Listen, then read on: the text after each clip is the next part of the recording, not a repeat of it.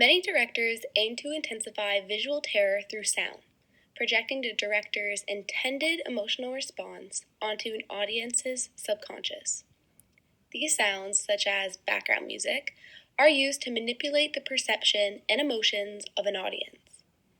Extradiegetic or non-diegetic is defined as the sound that's not audible to the characters of the film, but is intended for the audience. In other words, only the audience can hear these sounds. Extradiegetic sounds are often used in horror films to communicate a contradictory message between image and sound, guiding an audience to a feeling of uneasy tension. But what about the use of silence in horror movies? In this film thesis, I aim to explore how the absence of extradiegetic sound can heighten one's fear when watching a scary movie, compared to those that use extradiegetic sounds. To argue this point, I will touch on how the absence of sounds in horror films is an uncommon technique that exerts a discomfort due to its unfamiliarity. Removing extradiegetic sound is not a typical practice, adding to a film's unpredictability as it removes cues used to prepare for a scary scene. I will also explain how the lack of background music allows the audience to directly relate to the protagonist, making the situation more realistic and terrifying.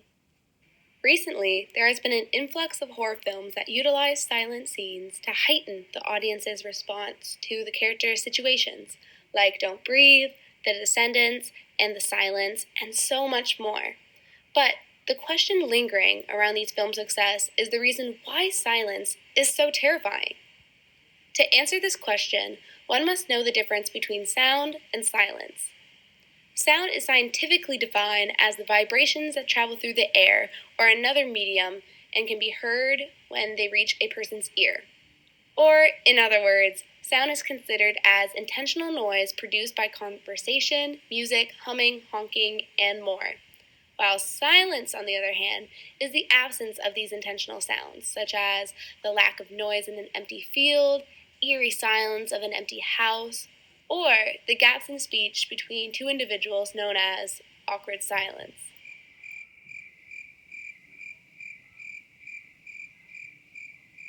In a movie, the use of sound varies. Non-diegetic refers to background music that the audience can hear, but the characters cannot, as seen in this clip of Jaws.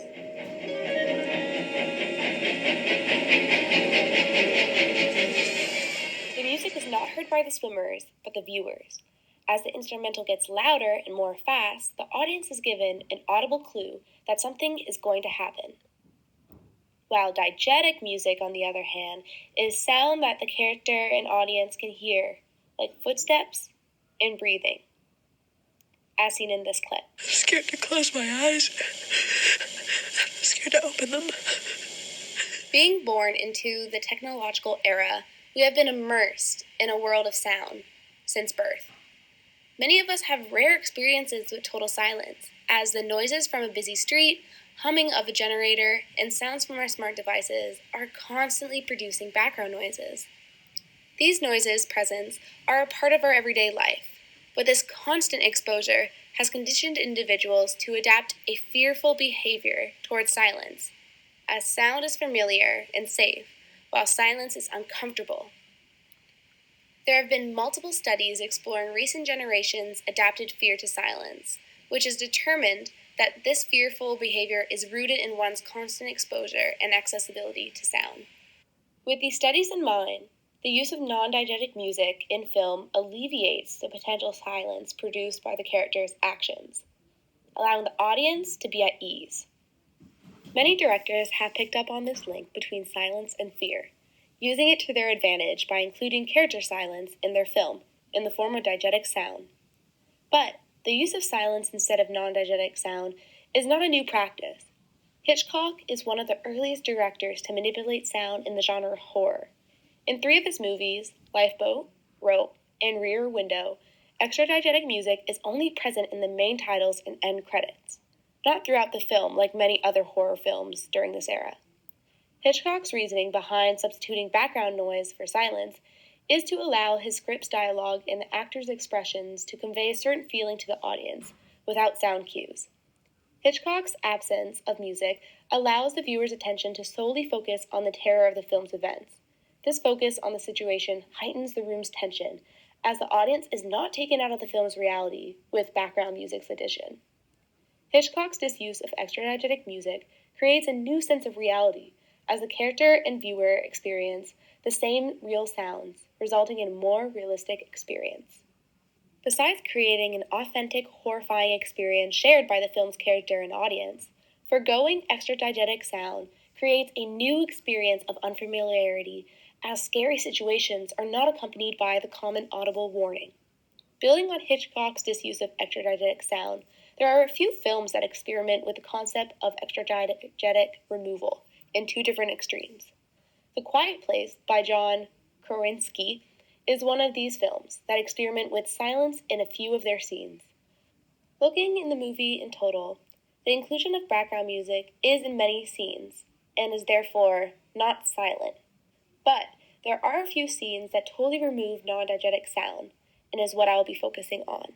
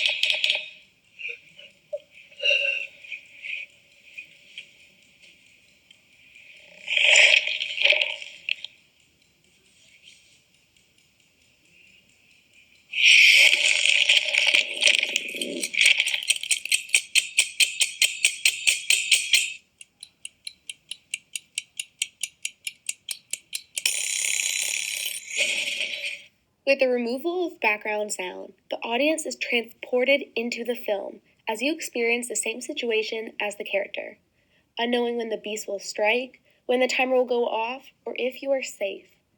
Krasinski's choice of removing background music intensifies the wife scene, as the audience is not able to use audible indicators to predict the scene's outcome, leaving the audience in the film's character's shoes, anticipating and waiting in terror to see what is going to happen next. Another movie that removes extra-diegetic sound is Hush by Mike Flanagan. However, Hush is different from The Quiet Place and many other films, as many scenes completely eliminate sound, producing a terrifying experience for the audience in complete silence. Here are a few clips from the film.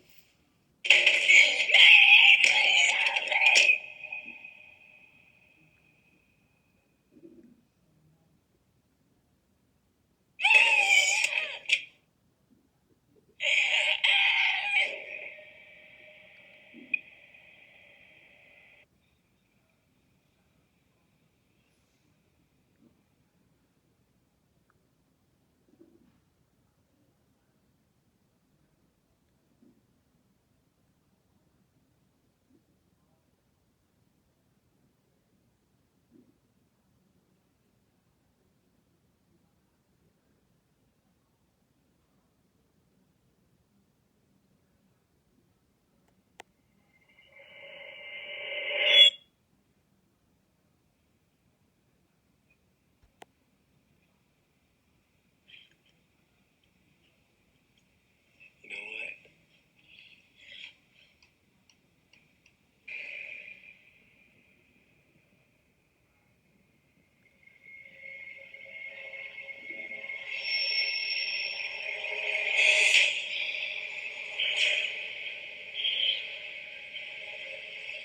Briefly, the movie Hush is about a mute protagonist being hunted by a killer in her isolated home, stuck with the choice of either dying or fighting for survival. Flanagan uniquely puts the audience into the protagonist's world by muting the sound in extremely intense situations, shown when the killer murders her neighbor right behind her and when he creeps up in the bathroom scene, without the protagonist's knowledge. Like A Quiet Place, the lack of background music immerses the viewer into the character's world, allowing them to feel the character's fear. In Hush particularly, That lack of sound disadvantages the protagonist and the viewer, as both are not warned about the scene's potential outcome. For instance, in the bathtub scene, the character and audiences alike are stuck in a silent world, just waiting for the killer to come through the door. In addition to this, tension is heightened as the audience, in a way, becomes mute, as we are unable to communicate to the protagonist that her killer is right behind her. A Quiet Place and Hush are films that truly use diegetic or no sound to deliberately exert fear to an audience from silence unpredictability. Although extra-diegetic inclusion in film is a popular practice, eliminating background music can enhance a scene or movie's fear factor by limiting the audience's ability to predict outcomes with the cues extra-diegetic sound provides.